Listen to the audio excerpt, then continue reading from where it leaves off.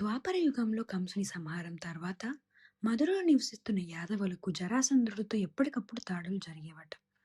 ప్రజల ప్రాణాలు ముఖ్యమని గ్రహించిన శ్రీకృష్ణుడు యుద్ధం కన్నా ప్రజరక్షణ ముఖ్యమని భావించారు.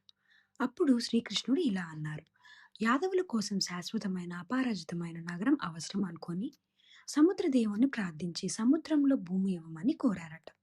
సముద్రుడు భయభక్తులతో ప్రత్యక్షమై, ప్రభు, మీ ఆజ్ఞ ప్రకారం సముద్రం నుంచి భూమిపైకి తీసుకొస్తాను అని వరమిచ్చారు.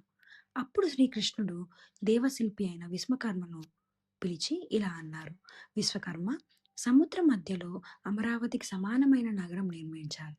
అది శత్రువులకు అందని విధంగా ధర్మానికి ప్రతీకగా ఉండాలని విశ్వకర్మకు నమస్కరించి చెప్పారు.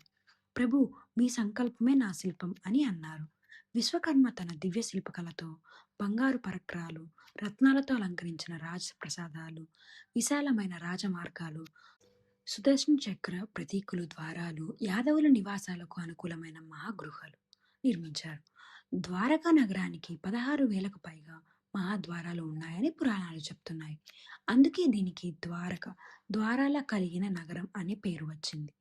యాదవులంతా ద్వారకకు వచ్చి నివసించారు.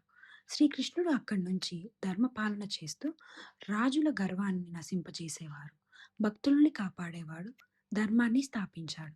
శ్రీకృష్ణుడు భూమిని విడిచిన తర్వాత ఆయన ఆజ్ఞ ప్రకారం సముద్రుడు మళ్ళీ ద్వారకను తనలో లీనం చేసుకున్నాడు. అది శ్రీకృష్ణుడి లీలకు ముగింపుగా సూచకంగా చెప్పబడుతుంది. ఇప్పటికీ గుజరాత్ సముద్ర తీరంలో ద్వారకా అన్వేషాలు కొనసాగింపబడ్డాయి. ఈ కథను ఆధారంగా భావించారు.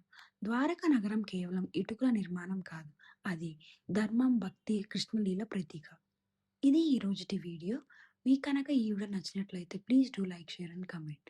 కొత్తగా వచ్చిన వాళ్ళు ఛానల్ని సబ్స్క్రైబ్ చేసుకోండి, అలాగే బెల్ ఐకాన్ క్లిక్ చేయండి. Thanks for watching.